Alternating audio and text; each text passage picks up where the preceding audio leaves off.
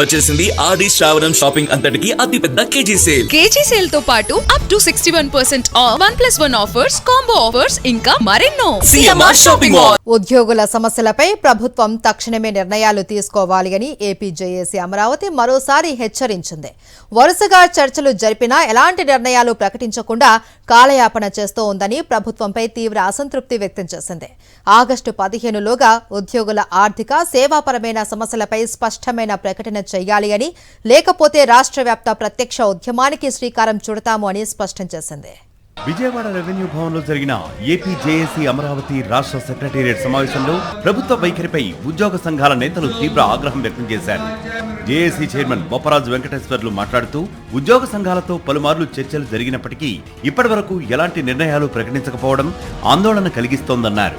August 15వ తేదీలోగా ప్రభుత్వం స్పందించకపోతే విజయవాడలో రాష్ట్ర స్థాయి విస్తృత సమావేశం నిర్వహించి ఉద్యమ కార్యాచరణ ప్రకటిస్తామని హెచ్చరించారు.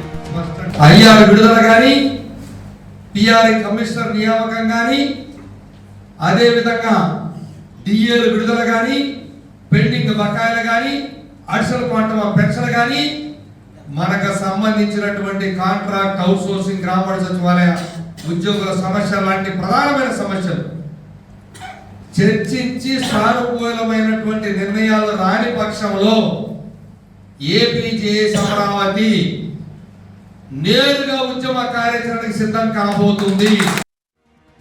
ఉద్యోగులకు ప్రభుత్వం చెల్లించాల్సిన బకాయిలు సుమారు 50,000 కోట్ల రూపాయల వరకు ఉన్నాయని జేఏసీ పేర్కొంది. ప్రతి ఉద్యోగికి లక్షల రూపాయల మేర బకాయిలు రావాల్సి ఉందని, పనిచేసిన కాలానికి చట్టబద్ధంగా రావాల్సిన సొమ్మునే తాము కోరుతున్నామని తెలిపింది. 2 ఏళ్లుగా డిఏలు విడుదల చేయకపోవడంతో ఉద్యోగులపై తీవ్ర ఆర్థిక భారం పడుతోందని ఆవేదన వ్యక్తం చేసింది. 5 ఏళ్లకోసారి వేతన సవరణ జరగాల్సి ఉన్నా ఇప్పటికీ 11వ పీఆర్సీ అమలులోనే కొనసాగుతున్నామని, దీంతో ఉద్యోగులు 3 పీఆర్సీల ఆర్థిక ప్రయోజనాలను కోల్పోయారని జేఏసీ పేర్కొంది. వెంటనే 12వ వేతన సవరణ సంఘాన్ని నియమించాలని, ఎన్నికల సమయంలో ఇచ్చిన హామీ మేరకు మధ్యంతర భృతి ప్రకటించాలని ప్రభుత్వాన్ని డిమాండ్ చేసింది. పెన్షనర్లకు గతంలో అమల్లో ఉన్న అదనపు క్వాంటమ్ ఆఫ్ పెన్షన్ను పునరుద్ధరించాలని, హెల్త్ కార్డులను 8 వారాల్లో పూర్తి స్థాయిలో అమల్లోకి తీసుకురావాలని జేఏసీ కోరింది.